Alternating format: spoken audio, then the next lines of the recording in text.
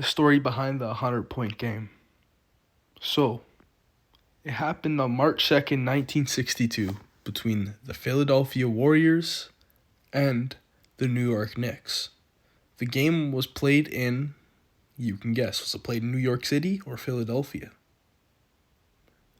Now that your answer is locked in, I will give you the answer. It was neither. It was in the chocolate-making town of Hershey, Pennsylvania. Yes, where the Hershey's chocolate bar was created, in fact. Now, this game was played on a Friday. And if you know anything about the old NBA, weekends are when a lot of games were played. A good example of this is in this exact same season, Elgin Baylor could only play on the weekends because he was serving in the military. He played 48 games out of 82 still. Pretty impressive, no? And the fact that he averaged 38 points in that span is even more impressive. But let's get back to our original point. This game is very criticized because of its lack of coverage. Well, I'm going to try to explain to you a little bit besides the obvious answer of the era that it was played in. I'll give you some other reasons why this game wasn't covered. First, as you can see, March 2nd, 1962, we had 3 basketball games that day. Day after we had 3 too, and then 4 on Sunday. And so as you see, let's get back on track. You had the Detroit Pistons and Cincinnati Royals playing at the War Memorial Coliseum. This game was in Fort Wayne, Indiana. So it also was a neutral site game. As you can see, Hershey Sports Arena in Hershey, Pennsylvania is where this Warriors and Knicks game occurred. And then the Celtics and Hawks in St. Louis. So not only was this a home game for a team, these are the top seeds in each of their conferences at this exact date, I believe.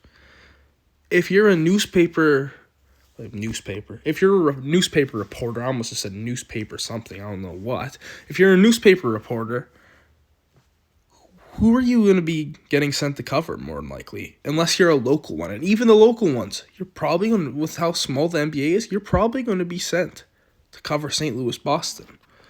So now let's get to the actual game. Let's focus on this game. This was the Warriors' 3rd home game of the season in Hershey, quote-unquote home game, which was 85 miles from Philadelphia. As you can see, we can read. The reason why, up here, the league occasionally played games in remote towns to attract new fans. That's why they did these. They also played in college towns.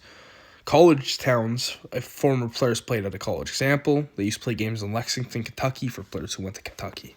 Anyways, on a cold, rainy Friday night, only 4,124 spectators paid to see the game, primarily to see players from the Philadelphia Eagles play an exhibition basketball game against their colleagues from the Baltimore Colts before the NBA game started. So people weren't even coming to this game for Wilt. They were coming to watch football players play basketball. This is the state this league was in, and why they often get disrespected. But in reality, the talent within this league was very underappreciated then, and it's underappreciated now. What's stupid, because now with how big the NBA is, we should be respecting these guys who grew the league. Anyways, excuse me. There was a little excitement about the pending Warriors-Knicks game. Only 5 games remain in the regular season. The Warriors in second place, 11 games behind Boston, and Knicks in last place. Literally nothing mattered in this game.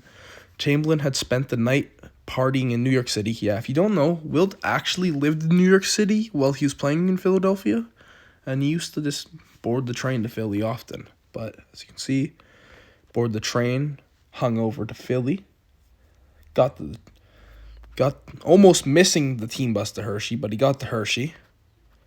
When he got to Hershey, does it say? Because I remember him talking about how before he got there, he played some arcade games before this game, and he was not missing. He's playing like a shooting arcade game. He was just on fire, breaking records, just kicking the crap out the game, scores, setting high scores.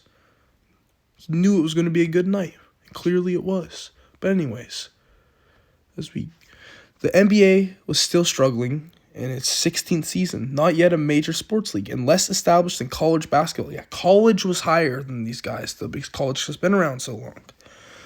The league was hardly national, with only one team, the Los Angeles Lakers, west of St. Louis. That is crazy. If you look on a map, look how much is west of St. Louis. Even today, if you look on a map of NBA teams, not many teams are that west past St. Louis.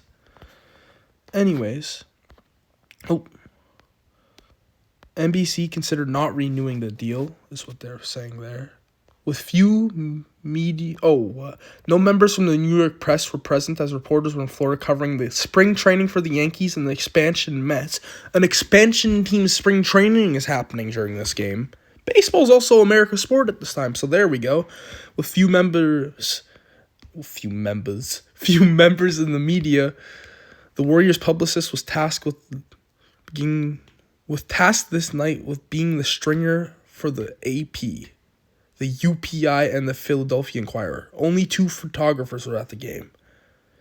As you can see, the Knicks' starting center was also out with illness.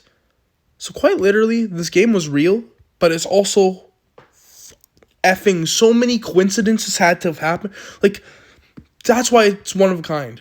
Yes, this game seems far-fetched, but that's also just because of how many little things were put into place for this perfect thing to happen. That's all it was. That's all I have to say. Yeah.